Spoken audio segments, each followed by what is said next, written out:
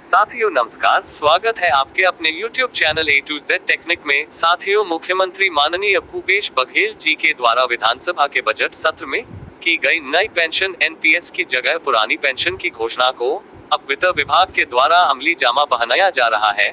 इसी के परिप्रेक्ष्य में वित्त विभाग द्वारा आदेश भी निकाला जा चुका है। आप देख सकते हैं कि आदेश में स्पष्ट रूप से कहा गया है कि अप्रैल माह से जो नए पेंशन के तहत 10% की कटौती की जा रही थी वह अब नहीं होगी। उसके स्थान पर सामान्य भविष्य निधि में मूल वेतन का 12% काटा जाएगा।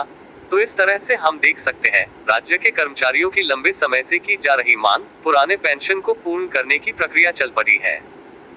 राज्य शासन को 125 करोड़ की बचत। विभिन्न सूचना तंत्र के माध्यम से लगातार यह बात कही जा रही है कि नए पेंशन को बंद करने से सरकार को हर महीने लगभग 125 करोड़ की बचत होगी। तो सवाल ये भी है कि सरकार को जब इतना फायदा हो रहा था तो पुराने पेंशन को लागू करने में सरकार राजस्थान सरकार की ओर क्यों देख रही थी। जो भी हो, पर अब पुराने पेंशन लागू होने से राज्य के लाखों कर्मचारियों के रिटायरमेंट के बाद पेंशन की अनिश्चितता के बादल छटते नजर आ रहे हैं। अब महंगाई भत्ते की बारी। पुराने पेंशन के लागू होने के बाद भी राज्य के कर्मचारियों को लंबे समय से महंगाई भत्ते के लिए इंतजार करना पड़ रहा है। पहले केंद्र और राज्य में यह अंतर केवल 14% था, पर वर्तमान में केंद्र सरकार द्वारा 3% महंगाई भत्ते की घोषणा करते ही यह अंतर 17% हो गया है। इस तरह 34% की तुलना में राज्य के कर्मचारियों को सिर्फ 17% से ही काम चलाना पड़ रहा है। इस तरह हर महीने हर कर्मचारी को 2000 से 10,000 तक का नुकसान उठाना पड़ रहा है। एक सुझाव यह भी है कि जब पुराने पेंशन को लागू करवाने के लिए राजस्थान को फॉलो किया जा रहा है तो 34% टीए भी वहां लागू हो चुका है, उसे भी लागू किया जा सकता है। 11 से 13 तक निश्चितकालीन हड़ताल की घोषणा। महंगाई भत्ता मोर्चा संयुक्त संघ के द्वारा 11 से 13 अप्रैल तक निश्चितकालीन आंदोलन कर शासन से 17% महंगाई भत्ते के लिए आंदोलन किया जाएगा। अब देखना यह होगा कि सरकार कर्मचारियों को महंगाई भत्ता के लिए और कितना इंतजार करवाती है।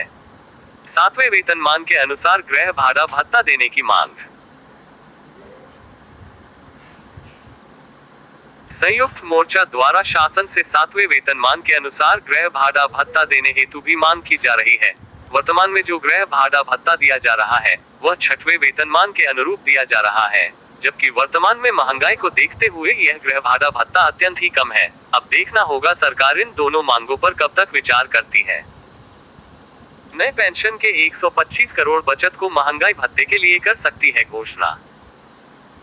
सरकार का पूरा ध्यान वर्तमान में खैरागढ़ उपचुनाव पर है। चुनाव के नतीजों के बाद ही सरकार के द्वारा घोषणा संभव है।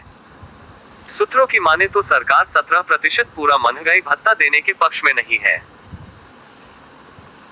वह केवल नए पेंशन के बचत 125 करोड़ में से 100 करोड़ को महंगाई भत्ते के रूप में कर्मचारियों को दे सकती है, पर राज्य के लगभग 3 लाख कर्मचारियों के लिए यह ऊंट के मुंह में जीरा ही होगा। शिक्षक वर्ग ने भी दिया समर्थन। छत्तीसगढ़ टीचर्स एसोसिएशन के प्रदेश अध्यक्ष संजय शर्मा ने भी छत्तीसगढ़ महंगाई भत्ता संयुक्त मोर्चा के इस प्रदेश व्यापी हड़ताल का समर्थन किया है। उन्होंने सभी शिक्षकों से 13 तारीख को 1 दिवसीय अवकाश लेकर हड़ताल में सम्मिलित होने के लिए अपील की है। आइए देखते हैं कि इस कर्मचारी को महंगाई भत्ता न मिलने से कितना नुकसान हो रहा है। 17% बकाया महंगाई भत्ता मतलब माह में कितना आर्थिक नुकसान हो रहा है। 28,000 वेतन पाने वाले को 4,760 रुपए, 33,000 वेतन पाने वाले को 5,610 रुपए, 49,000 वेतन पाने वाले को 8,330 रुपए, 70,000 वेतन पाने वाले को 11,900 रुपए। जो भी हो, पर पुराने पेंशन मिलने की खुशी दुगनी हो जाएगी यदि भूपेश सरकार द्वारा पूरा बकाया 17% महंगाई भत्ता व गृह भाड़ा भत्ता को जल्द से जल्द दे दिया जाए। आशा करते हैं कि शासन द्वारा कर्मचारियों के मांगों पर जल्द ही कुछ ठोस निर्णय लिया जाएगा। वीडियो को आप भी शेयर करें और आगे इसी तरह के शैक्षिक वीडियो देखने के लिए चैनल को सब्सक्राइब करें व बेल आइकन को दबाएं ताकि आने वाली वीडियो आप तक पहुंचे। धन्यवाद।